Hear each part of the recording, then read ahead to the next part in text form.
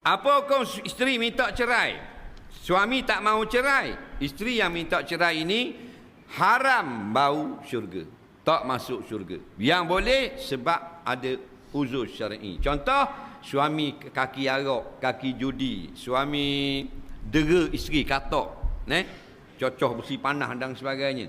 Suami ada penyakit bahaya, contohnya AIDS dan sebagainya, atau suami tu gila, nak bunuh semua bini ni, boleh minta cerai. Atau suami itu beri makan yang haram, boleh minta cerai. Kalau kerana maknanya emosi dan sebagainya, minta cerai. Hak banyak ke hak ni jarang hak minta cerai tu kerana laki dia hak pisah-pisah tu.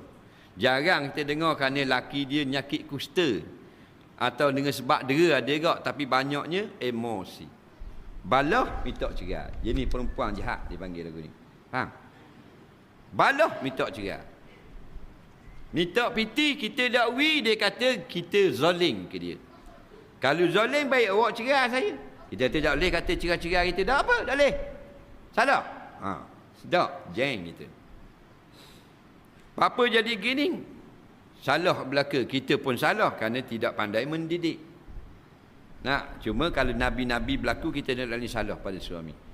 Kalau isteri Nabi tidak dengar tarbiyah Nabi.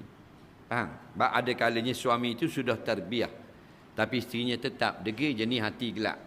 Ada tak? Faham? Ada yang tak